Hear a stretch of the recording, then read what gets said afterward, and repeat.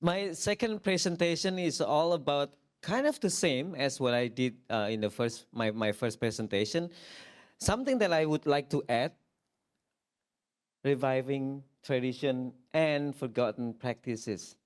I would call my presentation and living from within. This is what I borrow from my one of my supervisor in ISI, Professor Pandi Madi Sukerta, that everything is about pembongkaran. Apa pembongkaran bahasa Inggrisnya ya? Unpacking. Unpacking. Oh, and living. Membongkar from within. Membongkar dari dalam. Jadi itu yang tema saya yang ingin saya sampaikan. Tapi yang menarik lagi adalah before we go to the how that bongkar membongkar happening, it's actually I on my dissertation actually, Dr. Arif, I mean, that I found three things that is very important working within the contemporary, within the traditional dance. I think first one, I call it 3R, 3R. 3R. Jadi R yang pertama, first R was actually revisiting. So we revisit again our tradition. Whatever you call it, whatever you want to revisit. Practice. That Mas Don is always said, you know, Eko, in Indonesia or in Java or in Asia, we're not like in Europe or in Western. Western is tend to be always like rehearsing and performing. But we forgot that we have the first one that is very important. What he call it training. So training first. Training is thing that you do every day without knowing when you're going to performing. He give an example of a lot of master teacher in Solo. Pak Marto Pangrawit, for example, the gamelan masters. He play gender every day, every morning, every afternoon, every night. Not knowing when he's going to perform the gender or the musical piece that he's creating. Just training. Pak Maridi, one of our master teacher in Solo, also just really dancing every day and just moving. Training, rehearsing, and then performing. So that revisiting is very important to investigating what we have in the past. My experience was actually when I got this project with Goethe Institute back in 2000 something. So Goethe was initiating the meeting of me and also my friend Sofilin Safiro from Cambodia and Pichat Kunchulin from Thailand. Goethe was knowing that we all have Ramayana in Indonesia and in Cambodia and in Thailand. So he was asking us to do a contemporary work based on Ramayana, that we have to choose one of the story that we can understand each other. So we choose Sinta Obong, which is trial by fire, Sinta. So that's what happened. And within, I think it's 3 years project before we end with the tour, Indonesia, Jakarta, Phnom Penh, and also Bangkok. So what I did was actually, I visit my tradition again, because I have to understand, like, what is the original story of Sinta when she finally met again with Rama after she been kidnapped by Rahwana for years.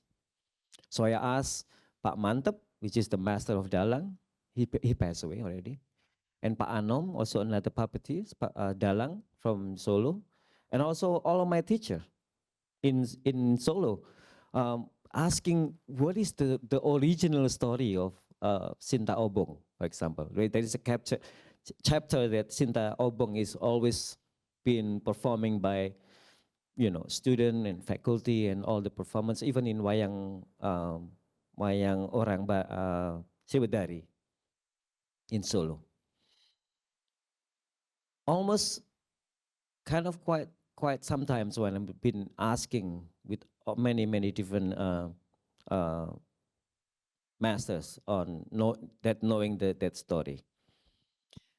So that's kind of like my attitude, first attitude that I did to working on the traditional dance, and that's what I call revisiting. My second R was actually re-questioning tradition.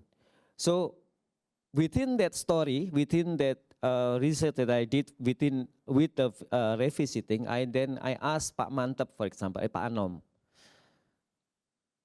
So Pak Anom, I have a question.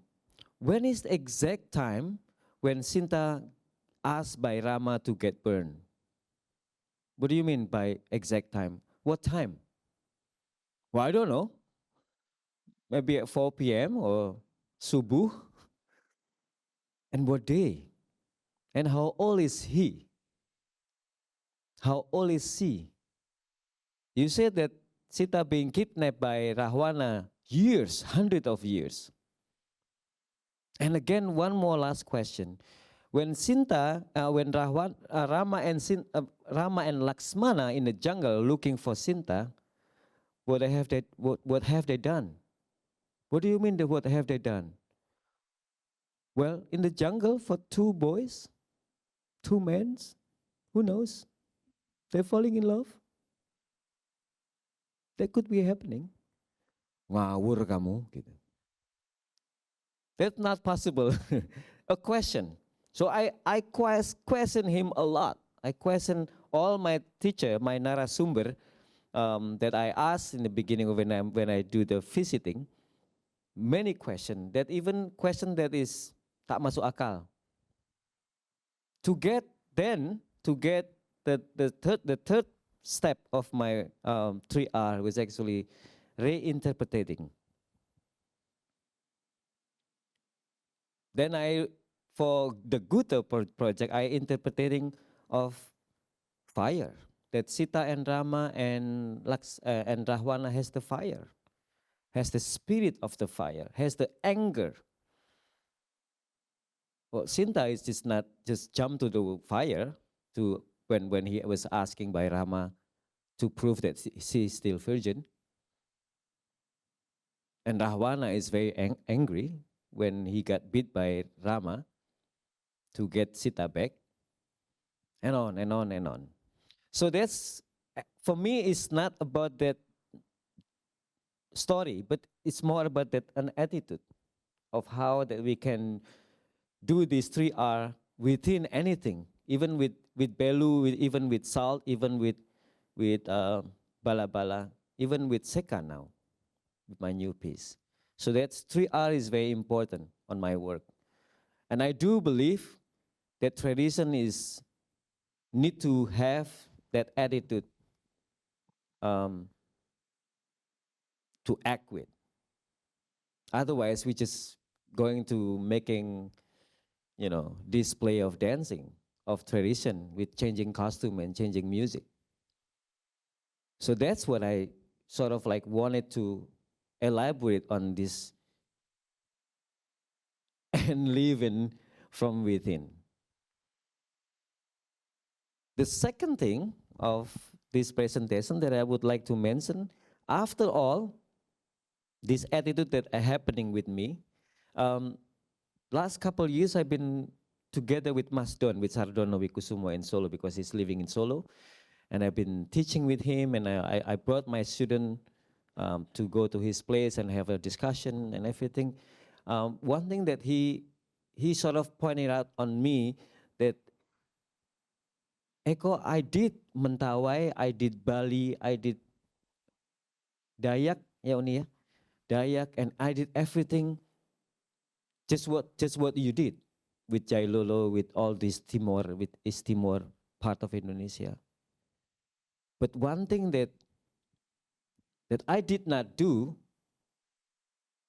but you did, was actually design culture that you design. What does that mean, Mas Don? So he explained it to me via all my students that came up to his house. Design culture is very important. When you see the culture, you're not only presenting the culture as it is, but you actually also designing it and the new redesigning again about what is happening and what's going to be happening and what should be happening in that culture within perspective of today's situation. And that's what he meant by the design culture. And I think I do also believe that this is very important. One day I was in Singapore and I was in Jailani and eating chai, eating roti telur keju. And I have all of my Singaporean friend, and he was asking me, I think it's including Sham, yeah, I think, that day when we are talking is in Arab Street. It's my favorite place. What do you mean by design culture, Masiko? What do you mean by creating something that is not destroying or ruining a tradition that we all have? One thing is 3R. The second thing is actually empowering. The third thing is actually design culture. By design culture mean that you have to have the attitude of designing the new redesigning again of that dance, of that culture. Not only representing it again. That's what I said. Can you give me example? Okay. If I get a grant of Singapore National Art Council, for example, and they want me to presenting in Esplanade, for example. What I do is actually choosing maybe like 25 dancers from Singapore who is Malay, and who can do zapin, who can do Malayu dance. But what I do, not just asking them to dance Melayu. But for instance, I would like to redesign the culture of maafkan di hari raya Idul Fitri. It's so simple, maafkan. Maafkan, mohon maaf lahir batin, mohon maaf lahir batin, mohon maaf lahir batin. But within this performance, within this performativity of this maafkan, how that we can deliver this attitude of redesigning the culture to be in the global discourse. And I think everybody in this world, in this planet, everyone as a human being, we have that attitude to forgiveness. Using the maafkan within the Melayu culture, within the Nusantara culture. No need to do the zapping anymore. Maybe the zapping can go something that is very slow or can be very fast. The maafkan can be very fast. But this one can be the movement, the repertoire.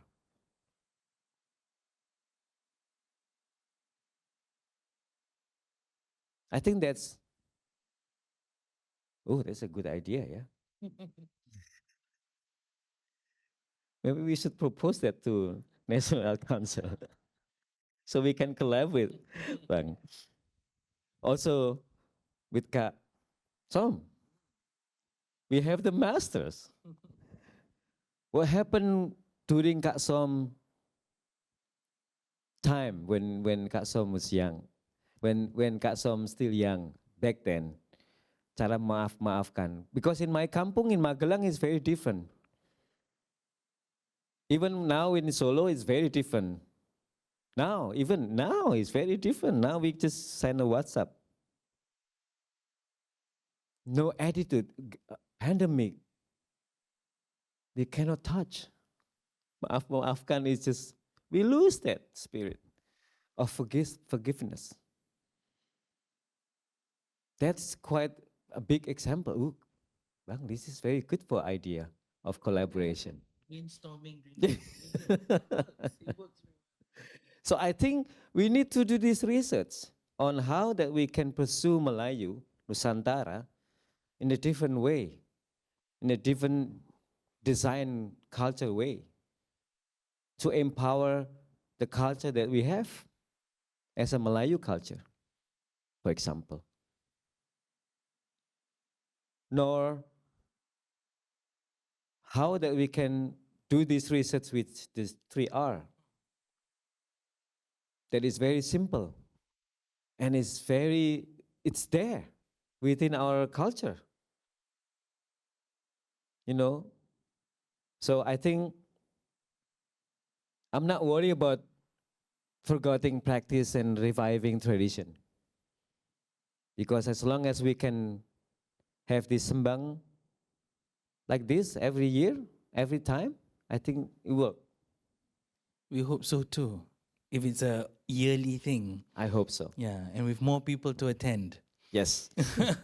So Thank you. Is it okay if I ask you a few Yes, questions? I'm so excited by the model that you have created, which is the 3 Rs. And actually yesterday, Nur Azharian Shah, actually shared about his work and how he's used the 3 Rs. So this is a model that I'm seeing in your students as well, right? Yeah, unfortunately, they copy mine. But that's a good thing, right? Because then it means that it is a efficient model to be using it. So okay, these are direct students who are learning under you in universities. So with the dancers that you're working with, in Krai Jailolo or Ibu Belu, I'm just wondering whether are they also making full use of these 3 Rs too? Because I think eventually after you have given them all the kinds of experience for their production, and then you go and there are other things that you will do. So is this model also being used by them as well for their own activism within their communities? Well, for Cry Jailolo, for example, 2013, 2012, that's when I first my production with Jailolo, with the big massive production. 2017, I got very busy, so I let my Cry Jailolo dancer lead the festival, and I giving it to them to in charge all the production. Hoping that this coming year, which is 2025, that we will have something that is coming from that 3R thing.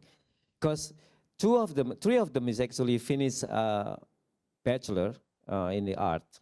And I think that is something that it can be brought. I mean, because for me, after that production, touring, and it just really make me just giving that opportunity for them to lead as the production thing, not in that kind of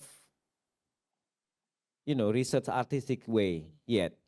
But I think within that we have now Sarjana Seni from Jailolo, four of them now already, and one is actually coming to the master program. So hopefully within that, journey that they have already now, they can also start thinking of doing that as a research project for the next project that they will happening. But I don't think yet, because and then after 2015, 17, I was just really like giving it to them. Except Ayi, I mean, that's just because of I was his advisor, and I was there. I was just so amazed, and like all people in the pulau that he is like, So that's yeah. I think should be something that can be also become the model for the generation in the local community.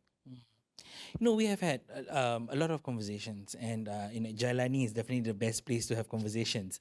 And you have a very strong sense of self, which is very evident in how you talk about, your experience. So, and I'm also acknowledging that you're working with the community, but also with officials, right? So how do you learn to navigate the power structures? That is so evident. You want to be able to create work with the community, but you also need the money, right? You need to work with the grant people too. But there's a certain thing that they want, a certain aesthetic, right? So how do you learn to negotiate these challenges? Yeah, well, I think another I got lucky because I was Madonna dancer. Thank you, Madonna. So whenever it's like, oh, Mas Eko Supriyanto, Madonna dancer, it's like, hello.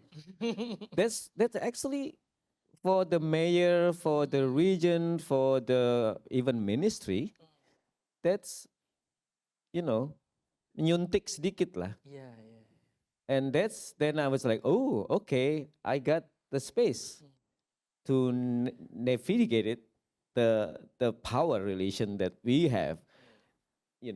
Now we are equal, so I can speak up. Even during the government of Jokowi, I mean, I got lucky again because then, Mas Tama Wisnu Tama used to be a ministry. It's like of the tourism.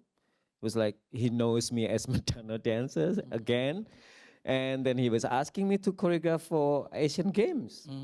And those Asian Games, G20, World Water Forum, KTT ASEAN, all I did. And just because I was just giving the opportunity as Madonna dancer. So, and also a faculty member at EC.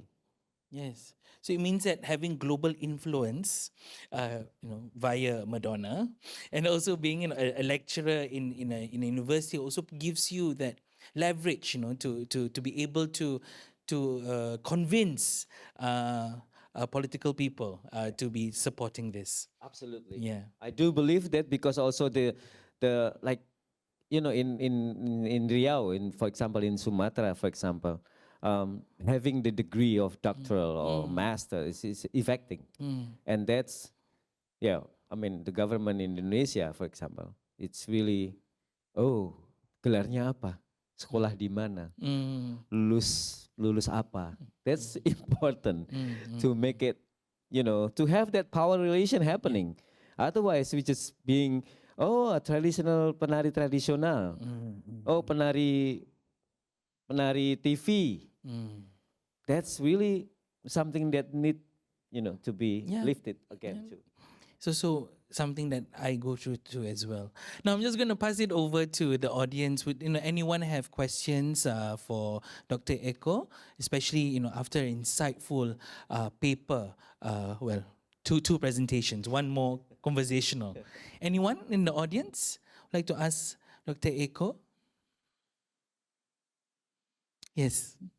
The microphone will go to you. My name is Lina. It's a very interesting presentation you have, Dr. Co. So I'm interested in how your experience in the West, in UCLA, you mentioned LA, affected or influenced your dance practice.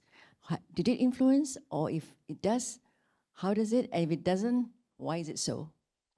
Oh, very, very much, Ibu. I think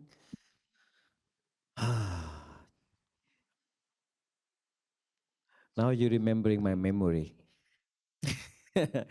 um, yeah, it's truly opened my eyes. I mean, I got lucky again that I was studying at the World Art and Cultures Department, which is it's a department in the state that is not focusing on modern dance only. So it's a world culture, world dance, and I got to meet a lot of people, a lot of professor, a lot of academia that is very masters, expert in their field. I met Marta Slavigianu, who's masters on tango. I met Rustam Balucha there. Edward Said, I met there. So it's just, well, of course, again, also Peter Sellers, who inspired me and even giving me the opportunity of working toward his production, 5 of them, of his production. I was dancing on it, touring, and got the opportunity to then realize that there is the fact that the critical point of it is that still America, well, for me, America is still kind of like a racist place. That you still being a Javanese and being exotic Javanese, even in my classes, which then at one point I have to say, fuck you. And I did. I left and I cried. I was just really being disturbed by the, oh, your toes, Eko, is always sticking out, your finger. You're always down in your hair. I have a long hair before. Your hair is just like really beautiful. But I was just studying. I was just working on the study that you asked me to study. So why you keep telling me about my finger, about my Javanese culture that is, you don't even understand. You know, that's happening. And that discussion, it's really giving me the opportunity to speak up, to argue, to have the critical part of it, a critical side of what's happening within the conversation and within the class. So that's affecting me. When I came back home, I realized that also my student is just not having the attitude of asking questions.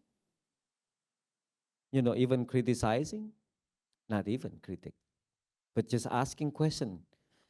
So that's affecting me. When I came back home, I was just like, I will not teach or say anything until you ask me a question, or you ask your friends question, or you ask the theme question of what you learned last week, for example. So that's affecting, and that's really important for me. Besides that, is America in that kind of different way, but now I think it's very important to have that education in this state. Yeah. We have time for one last question. Is there anyone in the audience? I have another question in my bank, but I can always ask him anytime. Any? Okay, so I'll ask the question from my bank. Okay. Okay. The question I have for you is, has there been a moment in time, because you've given us such a wonderful success story of your journey, but was there a moment in time in your journey that you just wanna, you know what, I don't wanna do this anymore. I just feel like I'm not going anywhere, because sometimes I do feel that the success journey of someone, there must be points in life where they go like, nah, I don't want to do this anymore. Is there moments like that? Yeah. Yeah. I just want to dive every day. I just want to see this fish and this coral that waving me. I just want to breathe through that tank. Just don't want to think about, what is the next production and how that I can get a co-production again. And I don't care about my student. But then, no. Even that deep ocean is just giving me the opportunity to think that I need to share. I need to share with them, with my student at least. So that's kind of like what make it thing for me. I cannot stop, even just have to go. I have to stay and watch my second performance happen soon. And I have to meet you, and I have to be in this symposium just because I want to connect and I want to share. And yeah. And Mas, let me tell you, I think the spirit of sharing that you've had, and be it to Sham, to myself, to my friends, continues to be something that is inspirational. And I think it's through the sharing in such symposiums like this, when we meet people like you, meet people like some of the others who have presented and will be presenting, it offers seeds of inspiration for us to keep on going. Absolutely. So, and with that, I would like to say thank you to you. Thank you. Thank you. And everyone, please, a round of applause to Mas Eko. Wonderful. Thank you, Bang.